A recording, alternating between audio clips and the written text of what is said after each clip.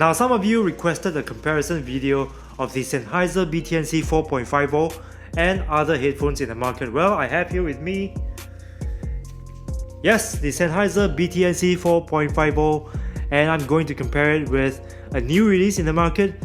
Just reviewed this a while back, the Marshall Major 3 Bluetooth headphones. Although this is a pair of noise cancelling headphones and these are not, they are within the same price bracket, and both of them arguably right now, as I can see, are quite popular. So I thought it'd be great to do a comparison video to see how this stacks up even after almost 2 years of being in the market. This retails usually for 299 Singapore dollars and this retails for 289 Singapore dollars. I've also included the US pricing down below in case you live in the States. But before we proceed, I'm going to give you a closer look of the Sennheiser BTNC 4.50 up close.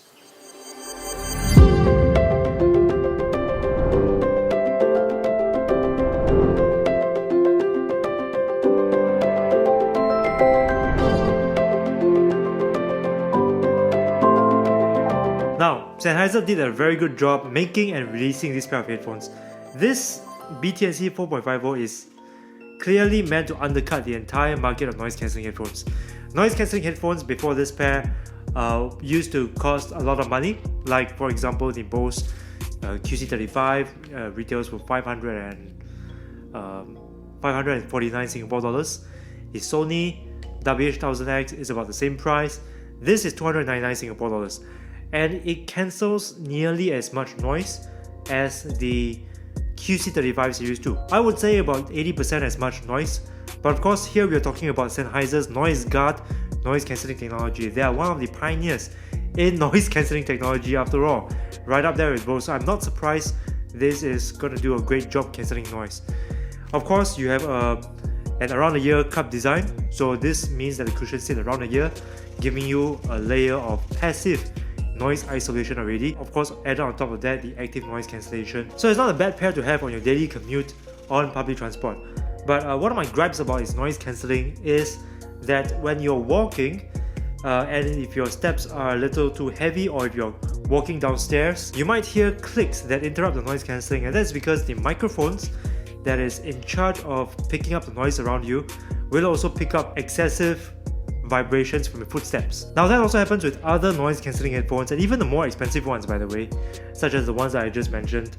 But the BTNC 4.50 seems to be more sensitive to footsteps than those headphones. But overall, I really do like this pair of headphones. It's pretty comfortable to wear. The headband extends like 2 inches on each side to give you more leeway if you have a larger head like me. Although the clamping pressure is quite tight, much tighter than the Major 3 Bluetooth, it does have a very thick and plush cushion, so it sort of mitigates the tightness of the clamp, and thus I was able to wear this for a couple of hours, 3 hours, 4 hours on end without taking them off. And I gotta say that the cushions are very high quality cushions. I would expect a pair of $299 headphones to have cushions that feel as premium, as plush, as soft as this ones. But aside from the cushions, the rest of the headphones is built from plastics and rubber. So in terms of build quality overall, I will still consider the Major 3 Bluetooth to be better constructed. Somehow vinyl and metal feels a lot more reassuring than plastics and rubber. The control scheme is pretty simple. It's got a button that doubles up as your power button and a Bluetooth pairing button. It's also got a lever type button which takes care of your skipping tracks, and located right below that is a volume rocker button which also doubles up as your noise cancelling toggle. And of course, you've got a micro USB port for charging, and I would say a 2.5mm jack for the audio cable. Now of course, this is purely an audio input jack, so you cannot output audio from the headphones, a feature that is present with all the Marshall Bluetooth headphones. And something else that I like about the Marshall Bluetooth headphones, they've got one button that takes care of almost all of the functions in the headphones, such as skipping tracks, volume controls, pairing, answering phone calls, and they are the only ones that have really nailed it in terms of making a pair of headphones as simple to use as possible. Sennheiser says that it's got a 24-hour battery. When I tested it, it gave me around 22 hours at 60 to 75% volume, give or take. But I would say that it's pretty typical for a pair of noise cancellers to have between 20 to 30 hours of battery. The major 3 Bluetooth headphones, however, gave me a total of 37 hours of battery. It states 30 hours on the box. Of course, very impressive for a pair of Bluetooth headphones. Its battery life is one of the main reasons why I feel it's such a great purchase. And this is typical of Marshall headphones, you know, that insane battery life. But bear in mind that this is not a pair of noise cancellers, and if it did have noise cancelling, I seriously doubt that it could still have like 30 hours of battery, really. So now we get the sound quality. I really like the sound quality in this pair of headphones. It sounds clean and open with a spacious sound staging, and it's got a pretty good low end too. Full-bodied mids, great vocals with pristine highs, very typical of Sennheiser headphones. That is until you switch the noise cancelling on.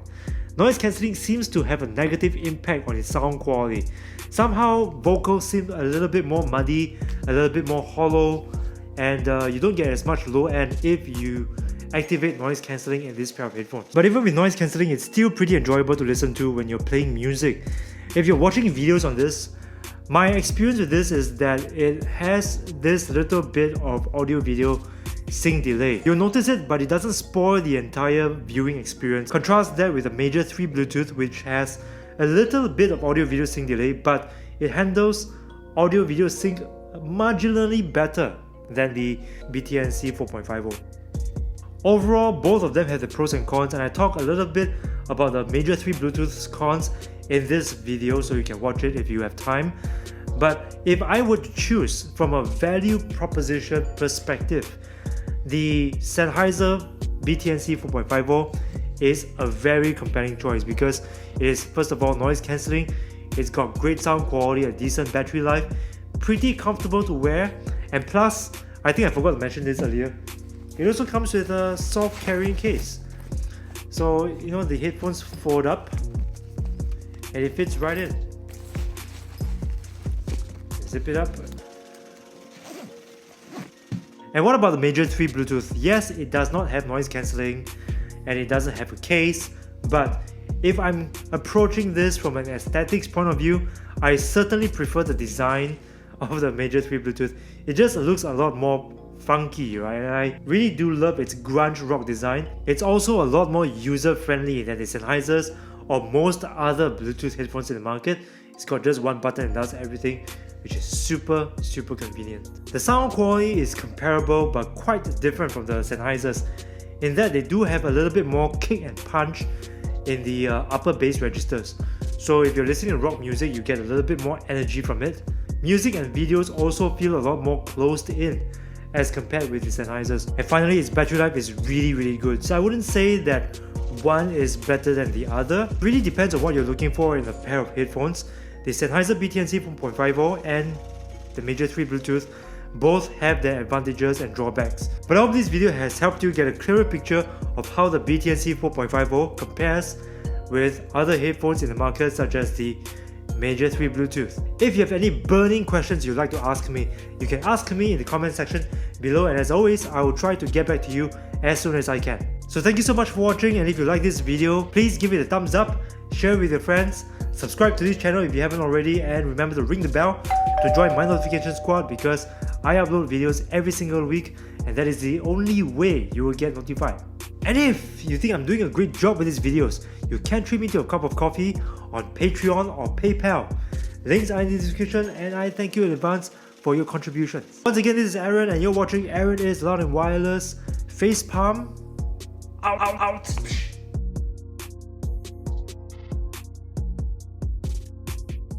So I'm playing an E3 demo of Skull and Bones at Ubisoft Singapore, and I'm pretty excited to see how I fare as a pirate. Right, let's go. Okay, let's begin.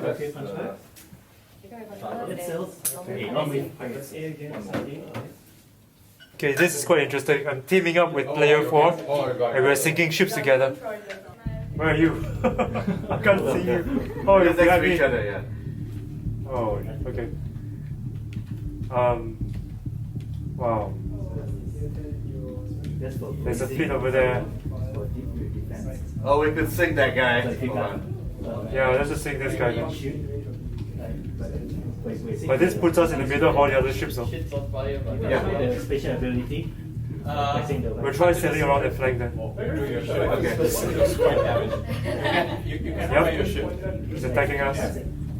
Okay, the ships in front are easy pickings. They're fighting each other. If you shoot at the sails, Okay. you will damage the Which guy? sail. Which guy? Oh, there. Okay, I see. Yeah, easy pickings. Camera. So you sing the one on the right, I sing the one on the left. Okay. You have to turn the ships to the right. This is gonna be great. Oh no, you don't. This is mine. That's pretty awesome. I rammed an enemy ship. It's a level 16 guy. Do you see Okay, him? I see him. I see him. Yeah, I'm just staying out of range. Oh no, I have to get out of range.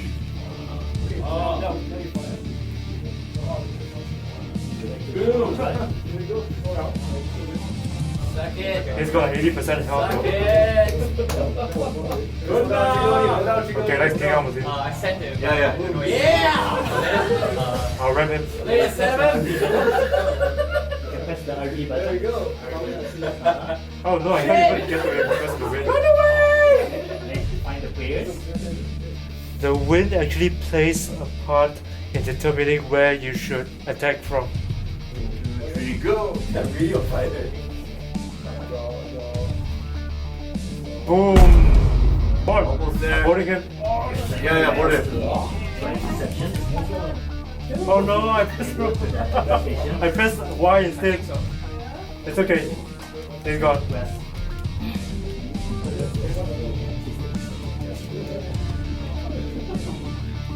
Oh, hit. Now you are in this life as a water test.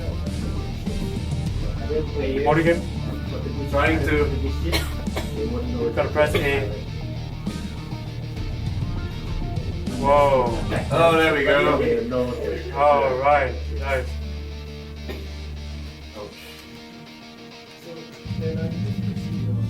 Nice. Teamwork pays off, huh? Yep. Okay. There's another one there behind you. Oh, behind me. Yeah. Okay. Any loot? Okay, nice. So we go after the bell one.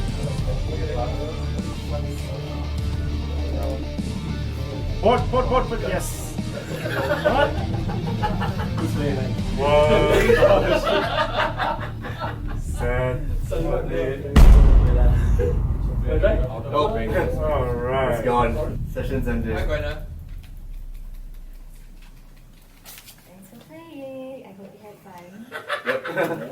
Fun. What?